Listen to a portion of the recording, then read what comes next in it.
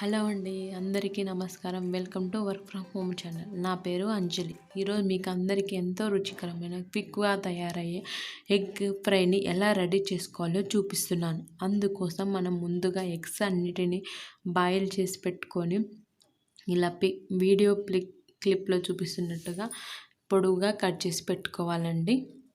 ఇప్పుడు మనం మసాలాను ప్రిపేర్ చేసుకుందాం.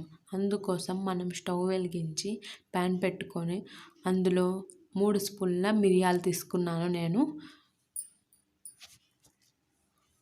ఎండుమిర్చి తీసుకున్నాను. 8 ఎండుమిరపకాయలు తీసుకున్నట్టున్నాను.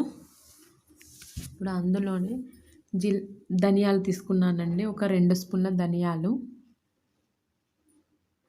వీటన్నిటిని దోరగా వేయించుకోవాలండి, మరీ ఎక్కువగా కాదు, ఒక మంచి స్మెల్ వచ్చేంత వరకు. ఇక్కడ నేను 2 స్పూన్ల జీలకర్ర కూడా తీసుకుంటున్నాను. ఇప్పుడు వీటన్నిటిని కూడా బాగా మిక్స్ అయ్యేలాగా కలుపుకుందాము. చూడండి, వీడియోలో చూపిస్తున్నాను కదా, అలా. వీటిని ఎక్కువగా ఫ్రై చేసుకోకూడదండి. ఒక మంచి స్మెల్ వచ్చేంత వరకు మనం వేపిస్తున్నప్పుడు ఒక మంచి అరోమా స్మెల్ వస్తుంది, అంతవరకు వేస్తే సరిపోతుందండి. ఎక్కువగా మాడిపోతే అవి టేస్ట్ బాగోదండి.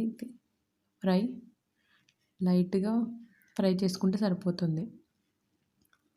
చూడండి, ఇప్పుడు కొద్దిగా కలర్ చేంజ్ అవుతున్నాయి. చూడండి, ధనియాలు జీలకర్ర వెరీ ఫాస్ట్గా కలర్ చేంజ్ అవుతాయి. ఇప్పుడు మనం స్టవ్ ఆఫ్ చేసుకుందాం. ఇప్పుడు వీటన్నిటిని చల్లరబెట్టుకుందాము.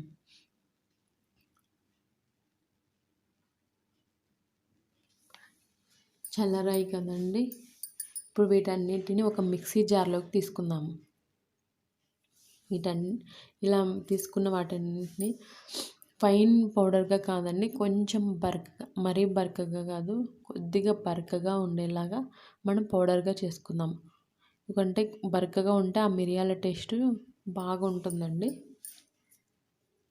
ఇప్పుడు స్టవ్ వెలిగించి ఆయిల్ వేసుకోవాలి ప్యాన్లో. అందులో నేను 1 స్పూన్ సాజీరా వేసుకున్నాను. సాజీరా వేసుకుంటే చాలా బాగుంటుంది. ఎగ్ ఫ్రై చేసుకోవాలి సాజీరా వేసుకున్న తర్వాత. ఇప్పుడు అందులోనే సన్నగా తరిగి పెట్టుకున్న పచ్చిమిర్చి ముక్కలు వేసుకుందామండి. ఇందులో నేను ఎటువంటి కారం యాడ్ చేయలేదు, ఎందుకంటే మిరియాలలో అండ్ ఎండుమిరపకాయలలో ఉండే కారమే సరిపోతుందండి. అందుకు ఒక 2 మిరపకాయలను ఇలా సన్నగా తరిగి పెట్టుకొని పొడవుగా వాటిని ఫ్రై చేసుకుంటున్నాను. ఇప్పుడు అందులోనే సన్నగా పొడవుగా కట్ చేసి పెట్టుకున్న ఆనియన్ ముక్కల్ని వేసుకుంటున్నాను.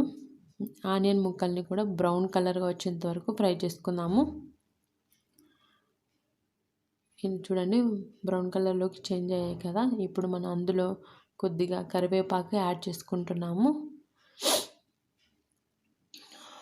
చూడండి, కలర్ కూడా బాగా మంచిగా చేంజ్ అయ్యాయి కదా ఆనియన్స్.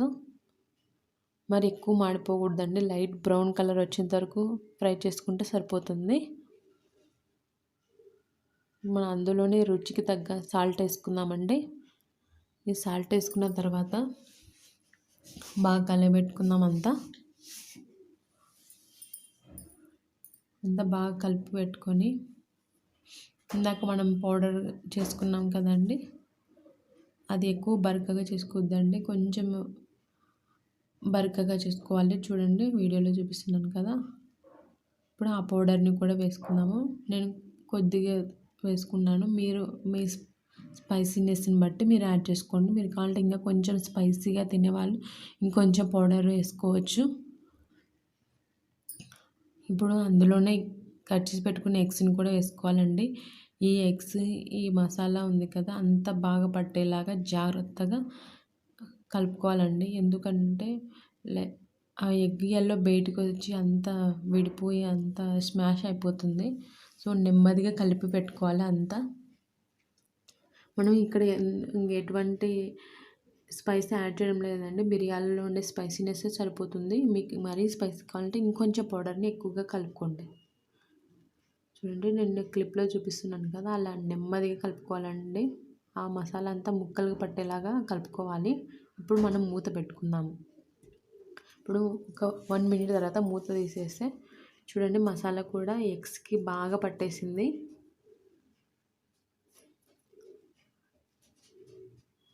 చూడండి అలా నెమ్మదిగా కలుపుకోవాలండి, లేకపోతే అంతా విడిపోతుంది. Egg yellow and egg white. మూత పెట్టుకొని స్టవ్ ఆఫ్ చేసుకుందాం. అంతే అండి, ఎంతో రుచికరమైన క్విక్గా తయారయ్యే ఎగ్ ఫ్రై రెడీ అవుతుంది. థ్యాంక్స్ ఫర్ వాచింగ్ అండి. నా వీడియో కనుక మీకు నచ్చినట్లయితే లైక్ చేయండి, సబ్స్క్రైబ్ చేయండి, షేర్ చేయండి. థ్యాంక్స్ ఫర్ వాచింగ్ అండి. మీ